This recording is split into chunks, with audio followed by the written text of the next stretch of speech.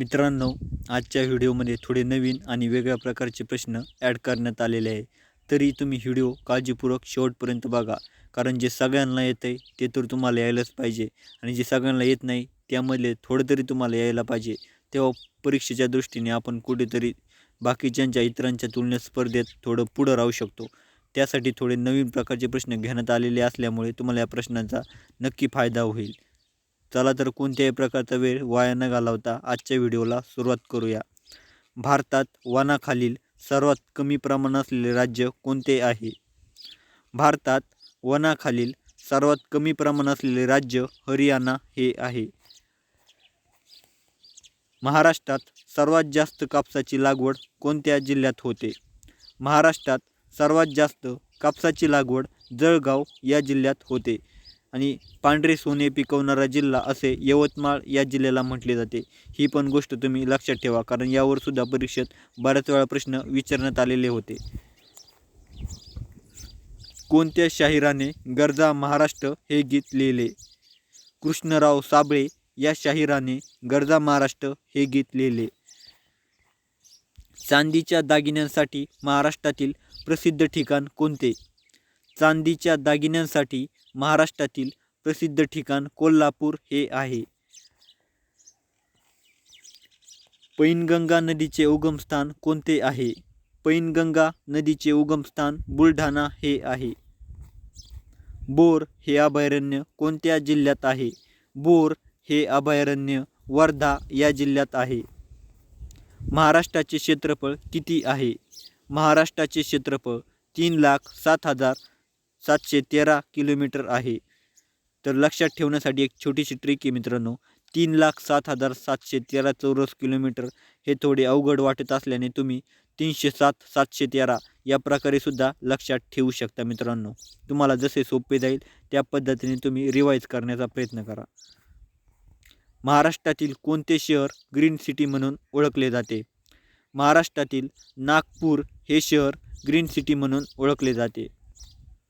कराड ते चिपळूण या मार्गावर कोणता घाट आहे? कराड ते चिपळूण या मार्गावर कुंभार्ली घाट आहे. तोरणमाळ येथील तलावाचे नाव काय आहे? तोरणमाळ येथील तलावाचे नाव यशवंत तलाव हे आहे. महाराष्ट्राच्या उत्तरेकडील सातपुडा पर्वतीय प्रदेशात कोणती जमात आढळून येते? महाराष्ट्राच्या उत्तरेकडील सातपुडा पर्वतीय प्रदेशात भिल्ल ही जमात आढळून येते. महाराष्ट्रात तयार होणाऱ्या लाकडी बाहुलीला काय म्हणतात? महाराष्ट्रात तयार होणाऱ्या लाकडी बाहुलीला ठकी असे म्हणतात. भारतातील सर्वात मोठे कृत्रिम सरोवर कोणते? भारतातील सर्वात मोठे कृत्रिम सरोवर ढेबर हे आहे. पंचगंगा आणि कृष्णा या नद्यांच्या संगमावर टिंबटिंब वसलेले आहे. पंचगंगा आणि कृष्णा या नद्यांच्या संगमावर नृसिंहवाडी हे वसलेले आहे. अजिंठा लेणी कोणत्या नदीकाठी वसलेली आहे? अजिंठा लेणी वाघूर या नदीकाठी वसलेली आहे.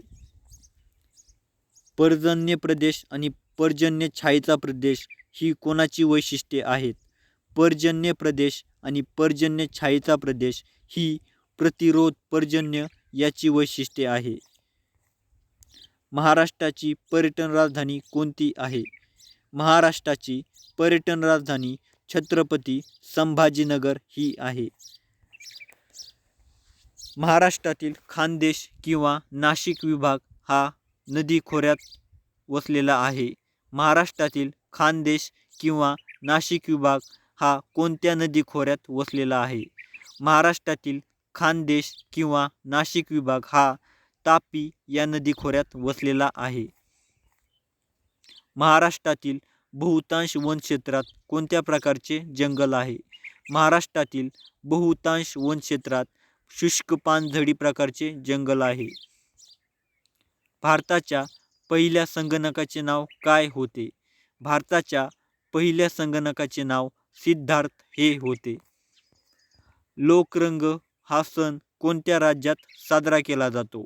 लोकरंग हा सण मध्य प्रदेश या राज्यात साजरा केला जातो. लिंगराज मंदिर कोणत्या राज्यात स्थित आहे? लिंगराज मंदिर भुवनेश्वर, ओडिसा या राज्यात स्थित आहे. भारतातील सर्वात कमी पावसाचे ठिकाण कोणते आहे? भारतातील सर्वात कमी पावसाचे ठिकाण जैसलमेर हे आहे आणि भारतातील सर्वात कमी पावसाचे ठिकाण जैसलमेर हे राजस्थान या वाळवंटी प्रदेशात आहे. क्षेत्रफळाच्या दृष्टीने भारतातील सर्वात मोठे राज्य कोणते आहे?